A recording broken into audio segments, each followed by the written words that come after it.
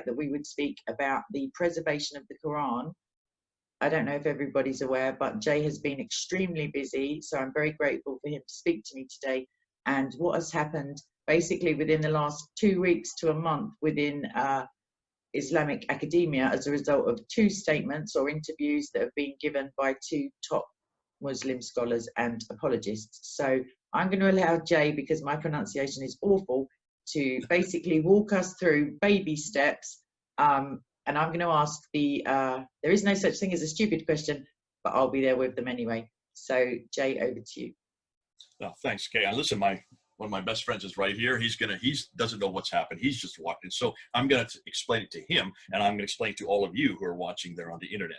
So let me just explain, especially in the last 3 weeks. So we're talking from May 19th. On the 19th of May, one of the world's leading scholars, Dr. Shabir Ali, considered to be by most probably their best debater. A good friend of mine, we've debated 6 times in the past. So we know each other well. The last time we debated was in 2014.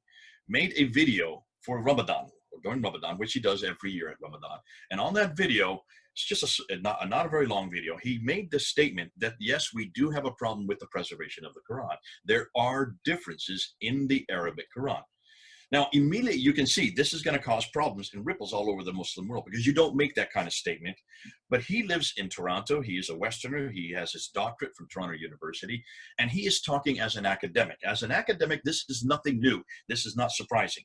But to get on YouTube and make this kind of pronouncement was surprising. Now, what he did do, he quickly backed that up by saying, however, all of these differences, these qira'at are the readings.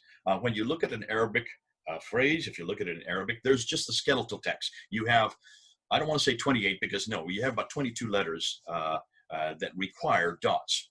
And every one of those dots above and below the line, there are 3 dots above, 2 dots below.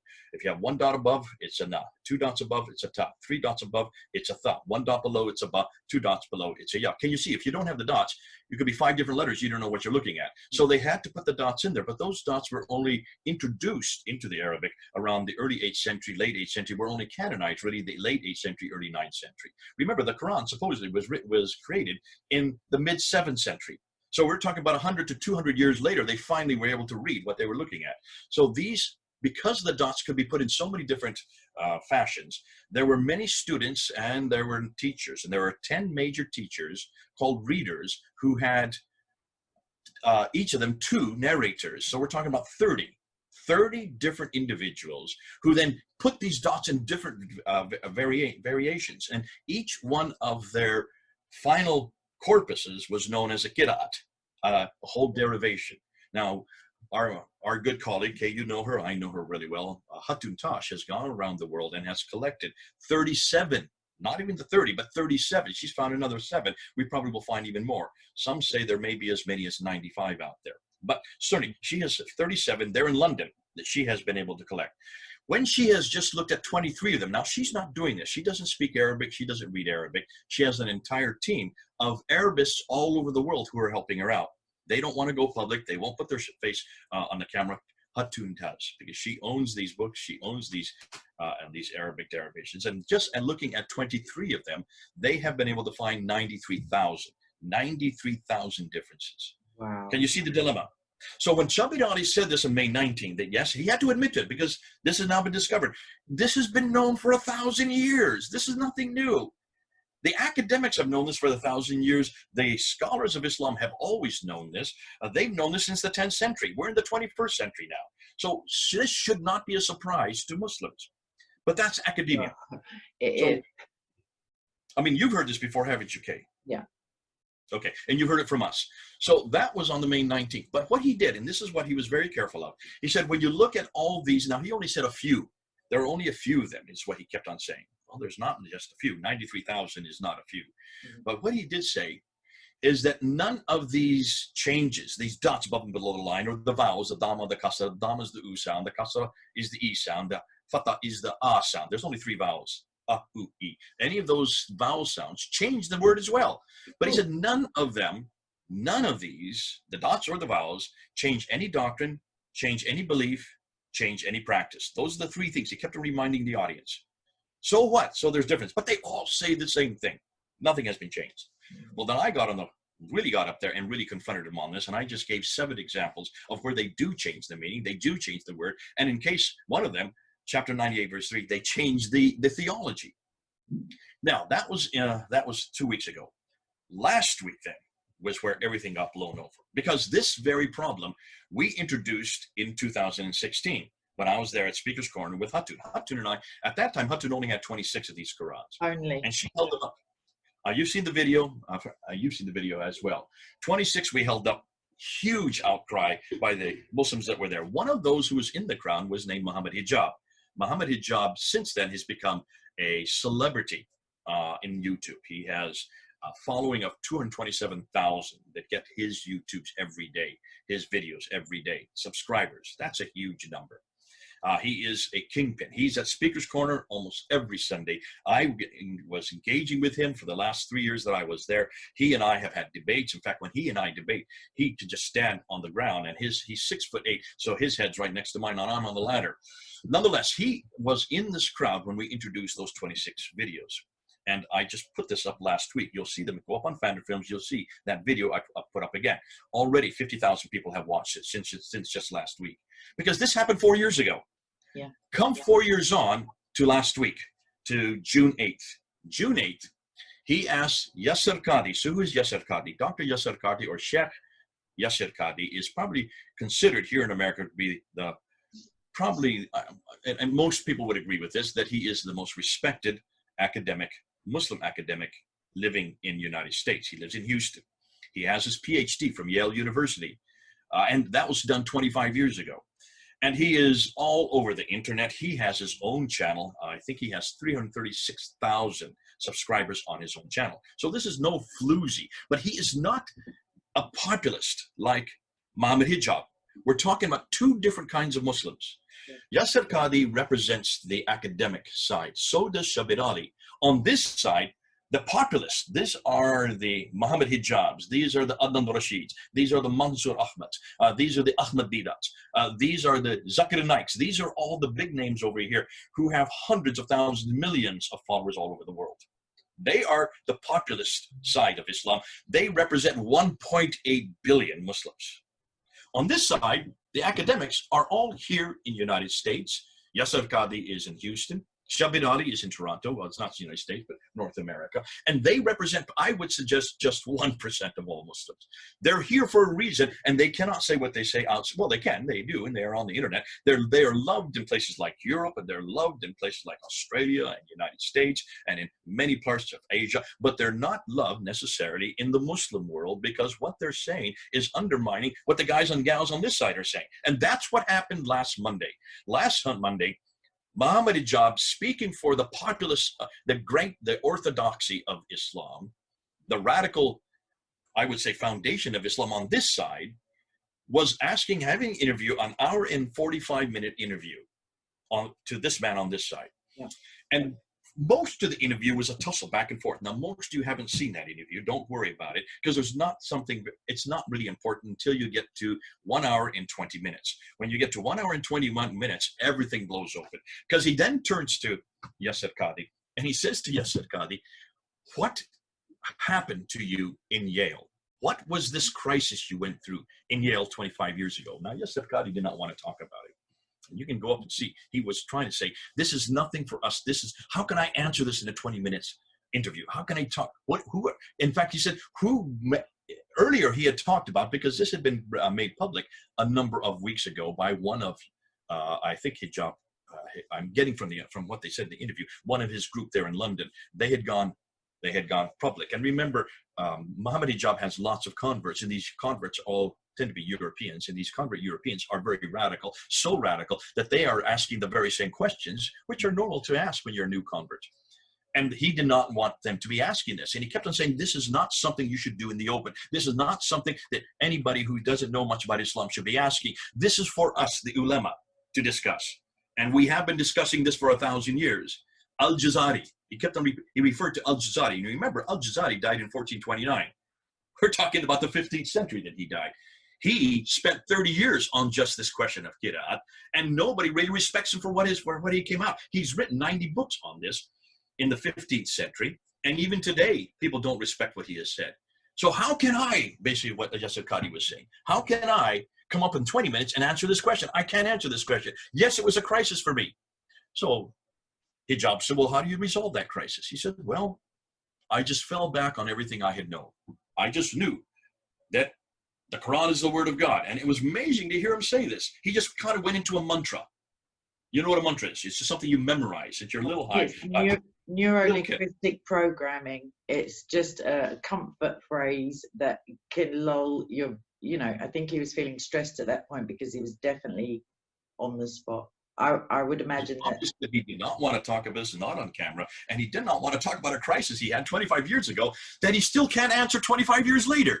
25 years later, and he cannot answer a simple question. What about these qira'at? What about these different readings? How are you going to do it? So finally, Muhammad Hijab puts his hand down and says, here's a blank piece of paper. What are you going to write on this paper? Tell me, which one?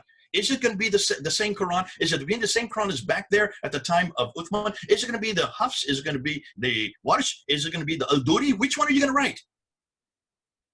He wouldn't answer. God, he could not answer. And I'm sitting there saying, I can't believe what I'm watching. It's right there. Everybody's seeing this.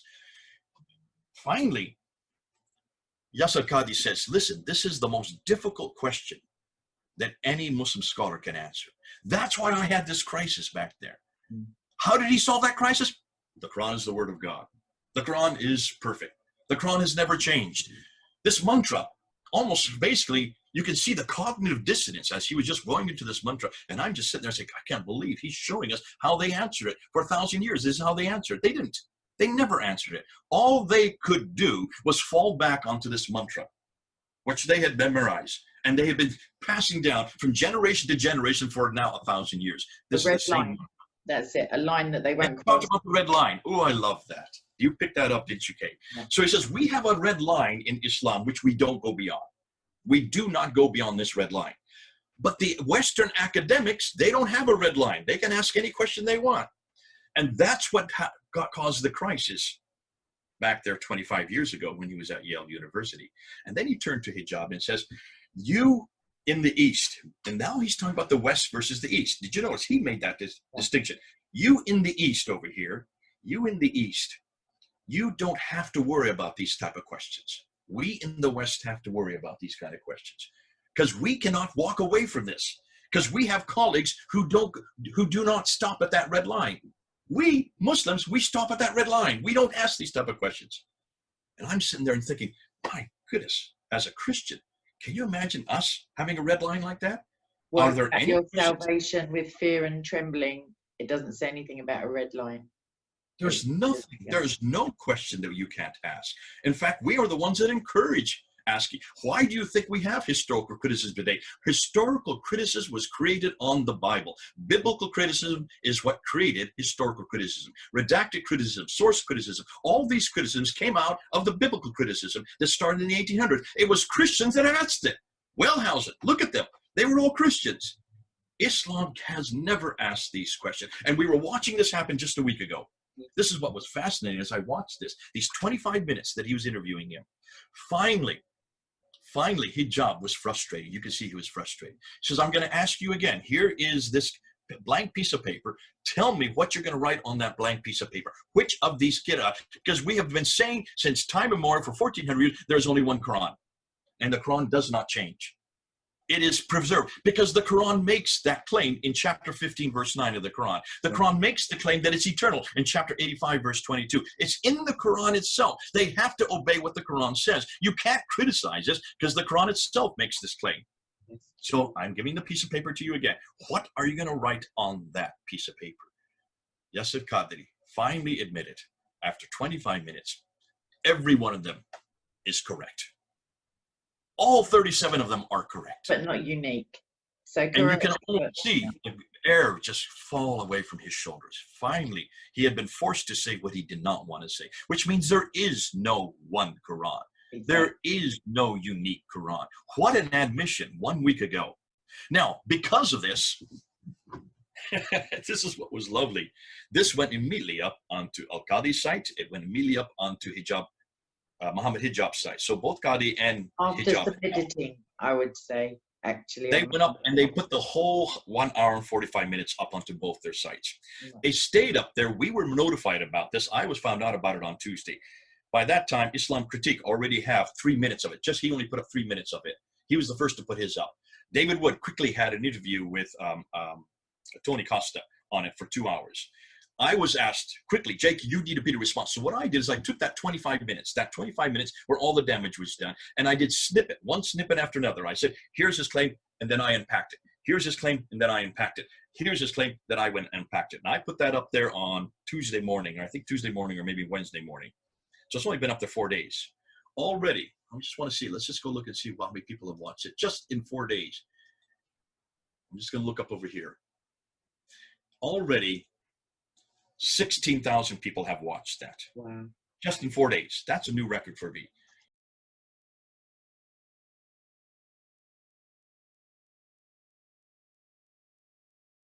6 minutes long. I've just gone and unpacked each thing he said. Now, because of that, that got all to all the Muslim quarters. And what was fascinating is what then happened on Saturday, yesterday.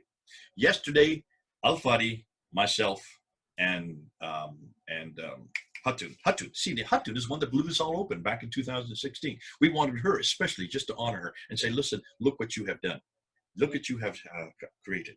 This is terrific. I mean, you give credit to Hatun. She is the one that saw the problems. She was the one that had the tenacity. She was the one that went and collected all these Qurans. She was the one that went public with them. She was the one that would go from mosque to mosque to mosque. She's been in 400 mosques now, taking these Qurans with her and just showing them to the imams.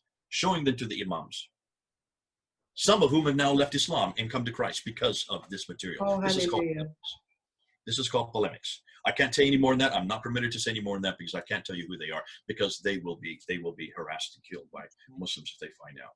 But this was done in 2016. We're 4 years later. Now what has happened? While we were online yesterday, we were only on for 1 hour unpacking this, the three of us. While that was happening, we were told that Muhammad Hijab had now censored that 25 minutes out of his I couldn't believe it. I'm sure it's a coincidence. Yeah. Go up to Muhammad Hijab's site, just write in YouTube Muhammad Hijab, look and see what he's done. He has censored it. Yes. He has taken out the last 29 minutes.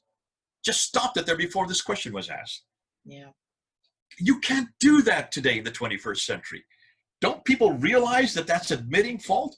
But he is getting such a backlash against it, and all from people on the right. He has kept his up there. He's not averse, though, as we know from Christian Prince, etc., to just a little bit of manipulation of videos and audio. So I think it shows. Hey, this is when everybody's talking about it, when you have hundreds of thousands of people who are referring to it, to actually do something at that stage, to almost a week later or 5 days later. But Yasser Qadhi is over here. Remember, I'm talking about the two different camps. The populace, how do they deal with this kind of criticism? Well, they either kill you, or they harass you, or they burn the material, or, as you saw in Cairo in 1924, they sink it into the Nile. Now, in the 21st century, they just censor it. Can you see? Whenever Muslims on this side, this is the populist side, this is the majority of Muslims, whenever they come up against something against their Quran, they try to shut you down. Yeah. And that's what this side has done for 1400 years. Yasser Qadhi doesn't live in that world. He lives in our world. He has been brought up here in Houston. He has been brought up on the Western traditions and of academia. He is an academic. That's why he struggled so much last Monday. I felt sorry for him, but bless his honesty. He has yet to censor that. He is getting hammered. So what happened? On Friday, Adnan Rashid. Now, you all know who Adnan Rashid is. He's a good friend of mine. I've debated him 4 times, many times there at Speaker's Corner. Kay, you have tackled with him in the last few weeks. You know him personally. You know that he is from Pakistan. He is also a big player. I don't know how many tens of thousands or hundreds of thousands he has on his YouTube site, but he's one of the biggest ones out there.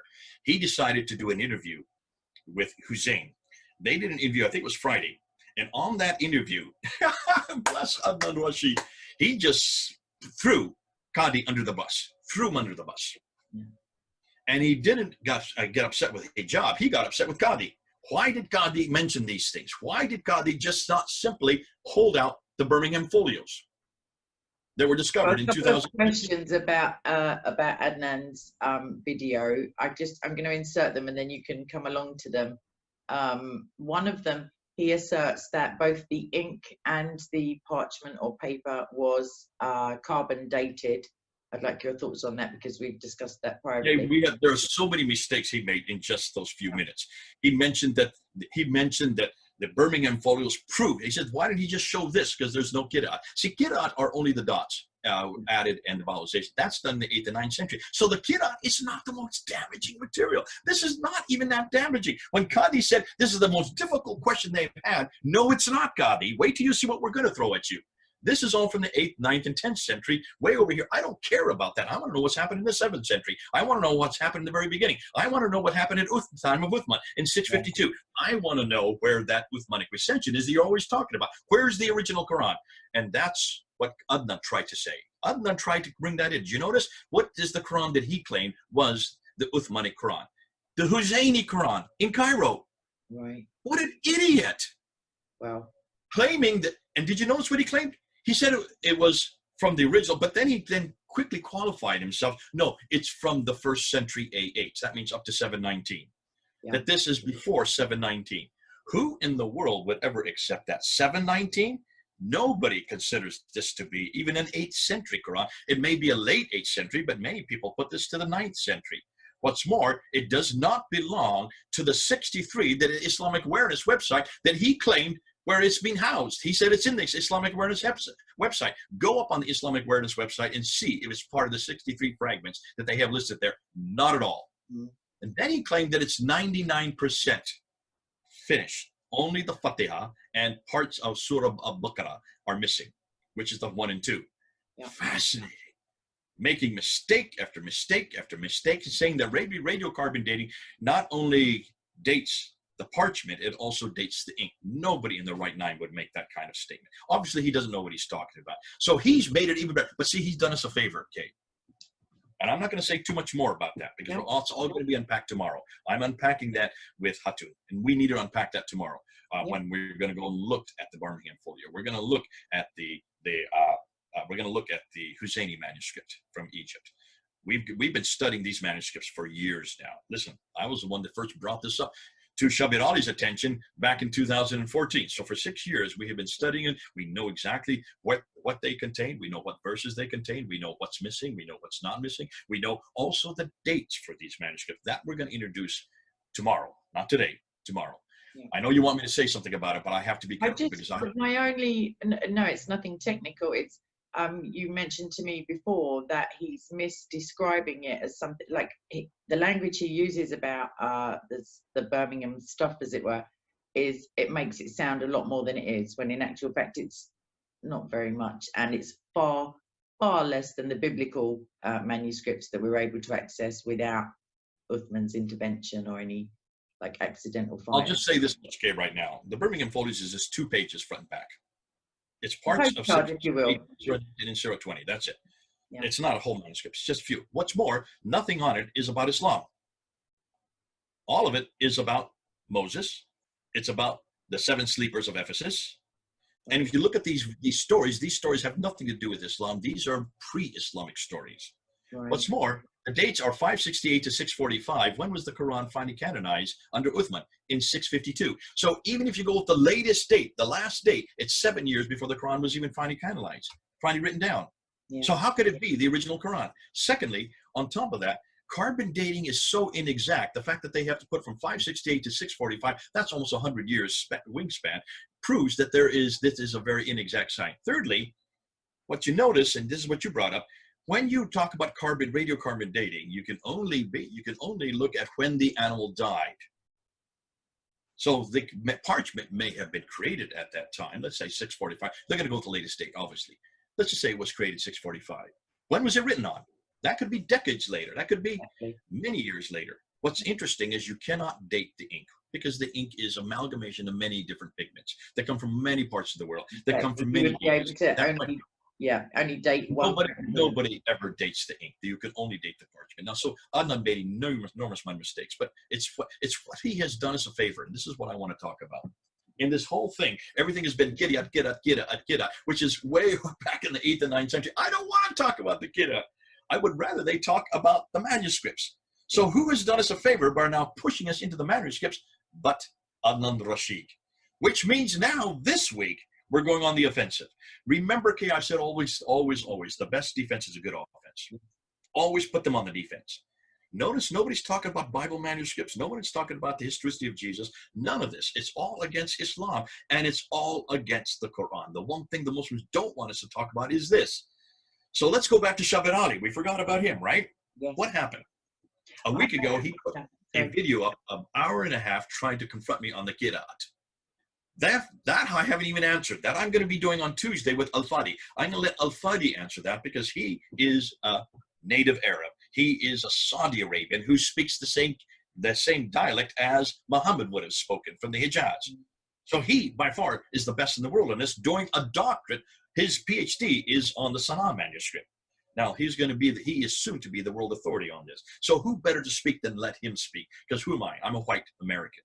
We're the worst of the worst. So I'm not going to open my mouth on this. I'm going to let Al-Fadi talk about this on Tuesday. But we're going to go beyond that because now, today, as we speak, in fact, just about 2.5 hours ago, Shabbat Ali has now put out another video against me. Both these videos are against me. Why is he so interested in attacking me? Take a look at what he's saying today. I have not yet been given it. It's not sent to me yet. What he said yesterday, I'm going to put out a video to confront Jay with the debate we had in 2014. I can't believe it. This is 6 years later. He's now putting another video today of what happened 6 years ago without even realizing we're not even using that material from 6 years ago. So that we're going to confront on Tuesday. And I'll probably do a whole nother video on Wednesday just answering that because he has no idea how much further we have got. We only thought we had 800 variants, manuscript variants in 2014. We're over 4,000 of those manuscript variants. This is the book we introduced last year. A new book is coming out just this month from Daniel Brubaker. Yes. We're going to introduce a whole new set of variants. And see what Shabbat Ali doesn't realize, he has helped us to get the discussion away from the Qur'an back to the 7th century, back now to the manuscripts, which is what we've been waiting for them to do, because that is the material Qadi has not answered. That is the material Yasser Qadi has not looked at. When he thinks that the Qur'an is the most difficult question, wait till he finds out what we're going to introduce this week. Now, that's going to be on Tuesday and Wednesday. What's happening on Friday? On Friday, then David Wood is having me on his site. We're going to go up on his channel, Act 17 Apologetics. He has I think he has 468,000 subscribers, by far the largest in the world. No one has that large a following. He is by far our biggest. No one even comes close to him. He and I are going to unpack everything that's happened in the last 2 weeks. So we're going to look at the Qur'an, we're going to look at the Ahruf, we're going to be looking at the Razm. The Razm is the one I want to get to. The Razm is what Dan Brubaker's. This is the mother lode. This is where the rubber hits the road. This is what's going to destroy the Quran. Because these are the earliest manuscripts. This has nothing to do with dots. This has nothing to do with vowels. This has to do with the skeletal text. And the skeletal text does not at all jive with the Quran. And that's why we need to thank God for Adnan Rashid, thank God for Yasser Qadi, thank God for Muhammad Hijab, thank God for Shabbat Ali. All these guys have done us a favor. They have basically opened up a huge crack in Islam. And that's why I've never seen numbers like this on my internet. I've never seen numbers on Fandor Films that I'm getting today. I'm just breaking records, right, left, and center, because everybody wants to hear this. Yes. Listen, we didn't even open this up. We didn't even introduce this. This was all introduced by Shabbat Ali and Muhammad Hijab. Two different men from two different corridors. Over on this side, Muhammad Hijab, Adnan Rashid, Mansour Ahmed, all of them on this side. On this side, you have two scholars who are fighting for their lives, not their physical lives. I'm talking about for their careers. Please, God, it doesn't come to that. Yeah. No, I think they're fighting for their career because this is going to be horrendous for Yasser Qadi from here on out. How many mosques is he going to be invited to? I don't know. I can't say. How many mosques is Shabbat Ali going to be invited to? I don't know. I can't say. I feel sorry for these two men because the red line has now been breached. That red line that Yasser Qadi says we cannot go beyond, we have gone beyond. And we have done it in a big way since June 8th. Now we're in June 14th. We're going to see what happens. Pray for us. This is going to be an amazing week. We're going to be taking every one of these claims, and we're going to keep our eye to the grindstone because there are going to be many more videos put up there. attacking us, confronting us, trying to, because we've got now, I think we really do have Islam in a corner. I've never seen it this easy for me. I've never seen it this exciting. I've never seen this many admissions, and I've never seen Muslims starting to censor themselves. Since when do you censor in an interview of 25 minutes midway through the week? Why do you do that? Unless, of course, you don't have answers. This is going to cause huge disillusionment. I've got a And question. you notice, Sorry. okay, let me finish. You notice what this is all. This is all to do with polemics. Have you noticed everything we're doing in these 2 weeks is polemics? How many Christians have you heard saying polemics don't work? How many Christians have you heard saying, why are you wasting your time on polemics? This is not Christ-like. This is exactly what Christ did. It is biblical. Temple. Sure. This is what Paul did in Laodicea, Cappadocia, Berea, there in Ephesus. This is exactly what he did in Mars Hill. This is exactly what he did in the lecture hall of Tyrannus for 2 years in Acts 19. We're doing the same thing Paul did. We're doing the same thing Jesus Christ did. And now what they did in the first century, we're doing in the 21st century. That's why we're just following in the steps. And the people that are really taking this to the Muslims are David Wood, Sam Shamoon, myself, Islam Critiqued. I can't give you his name. Mel from Sneakers Corner, Hatun Tosh from DCCI, Al Fadi from Sira International. We are the ones that are really taking and confronting Islam head on. And everything we're doing is going back to the very beginning. We're going back to the 7th century. We're not wasting our time in the 8th and 9th century anymore. We're going back to the 7th century, the very beginning. And we're asking the questions that these Muslims should have been asking for 1,400 years and refuse to do so. Then this is going to be exciting. Stay with us. We'll see what happens in the next week. Excellent. My last, I guess it's just a point actually, Ron. So I picked up a lot that Qadi kept repeating that the regular Muslim just needs to know this, which in and of itself is an admission that there are withheld pieces of information. The other thing I want to said 2 or 3 times, this is not for the regular Muslim. They do not need to know this. This is for the scholars only. And if you want to understand it, don't ask me here. I can't answer in 20 minutes. Take my class. Take my class. How many times do you say take my class? In other words, you're going to have to come to my quarters in behind closed doors where no one else is listening. And I'm going to teach you what that red line is and you're not to go beyond. Because if he can't even answer that in a 25-minute 25 years as well. It's not like he's an unintelligent man. My other reflection. Why would you want to take his class if he can't even answer in front of the camera? So what's the purpose of taking his class? Yeah. To me, that is a poor type of advertisement. In fact, that's a known goal. He's just basically shut himself. If you want people to take your class, answer the question so they know that you do have an answer for it. I don't want to take his class if he has no answer for it. The last thing, I guess, my reflection is that I think potentially this, the fact that prior to 2016, I genuinely believed that the regular Muslim who Qadi was speaking of really genuinely believed there was only one Quran. It was an exact replica everywhere. I guess I would say this is potentially one of the biggest hoaxes of all time. Like, I don't know of another centuries old basically lie or inadmission or a withholding of the truth that has been so readily believed. And whilst it appears to have been scrutinized, in fact, the Islamic scholarship and academia have actually just been coming up to a point and saying no further. Like, whereas we know that I don't think 2016 had much to do with it. I think everything has blown open in the last week. 2016, if you go up on my Founder Films, look and see how many people watched that video that we put up in 2016. 5,000, 6,000 at the most. Yeah. How many people have watched when I redid it? I put the video right up again last week. Let's see how many have watched it. Because 47,000. Because now there's an admission. In the last 2 weeks. In the last 2 weeks, 47,000 people have watched the video that hardly anybody watched from 2016 for 4 years. In 4 years, only 6,000 watched. In 2 weeks, 47,000. The exact same video. Yeah. Why is it suddenly interesting now, important now? It's because of what happened last week. Exactly. Because of that admission that you were, in fact, correct in the first place. So I've watched countless videos with Hatun challenging specific Muslims. Can you just read this? Can you just read this?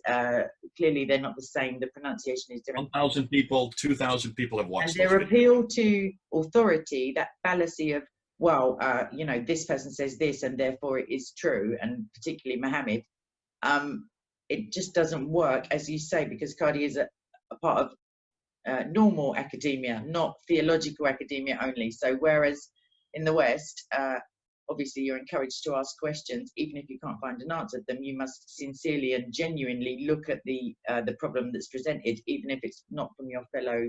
Hey, welcome to Judeo-Christian and Christian world. We are the ones from the very beginning have always said, please attack our Bible, attack the Lord Jesus Christ. We have never, ever claimed that anybody will be killed or harassed. We don't censor anybody. Yeah. For 2,000 years, Jesus has been attacked, especially in the last 200 years. We do not kill people who attack Jesus. We do not put them in prison for if they attack our Bible. We encourage them to do so. And the reason why we encourage them to do so, because we do not have a red line. There's nothing in the Bible says that the Bible says that you must kill somebody for what they say. Yet all over the Muslim world, there are two laws that you must not pass. There are two things that you must not say. It is a capital offense if you confront the Quran and if you confront Muhammad. Am I correct? It's called the 295C law. Yeah. It's in every Muslim country. It has now been passed. It is being used now in Pakistan. Those are the two things you can't confront. What are the two things we're confronting right now here in the West? One book and one man, the book and the man, the book and the man. The things that I've been saying for almost 40 years. We've got to get our focus on the book and the man. Confront the book and model by the man. If you confront the Quran and you confront Muhammad, you destroyed Islam. What do you think we're now doing? And you see why this is causing such a furore in Muslim circles in just 1 week? Because there is no response when we're asking something as simple as the Qur'an. That is not the most difficult question. What we're going to induce this week is much more difficult than what they were inducing last week. So this is the beauty of Christianity. And Yasser Qadhi is living in our world. He's living in the Western world, where that is the tradition that all our universities have dealt with and have been working with. That you have to answer that question. Every religion has to go through that test. Every religious book has to go through that test. Every religious man who claims to be a historical figure has to go through the historical test. Jesus is the only one that's passed it. The Bible is the only one that's come through it. Only Jesus and the Bible have passed every test. Further, finally, we're asking that same questions of the Quran and Muhammad. And can you see how they are screaming and hollering? I would suggest that this may be the beginning of the crack of Islam starting to open. And I don't think we're just going to have a few. I think we're going to have thousands, maybe even millions who will finally live Islam over this one question. Let's see. Mark my words. June 14th, 2020. Let's see what happens even the next year.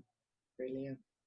What I would say is the reason that we invite criticism and criticize ourselves, as in textual criticism, is because we have the truth. I would just put it as simply as that. The truth cannot be diluted or weakened by examination. It can only become more true. That's not a linguistic. Hammer it as much as you want. You will always remain the truth. Thank you so much. God bless you. And we destroy all false arguments and lofty opinions that set themselves up against the knowledge of the true God. So that is biblical. That is a justification for polemics. Nobody wants to, you haven't finished the verse. Continue the rest of the verse. Oh, and we take every argument and make it obedient to Jesus Christ. We've got to bring them. We've got to bring them home to Jesus. Yes.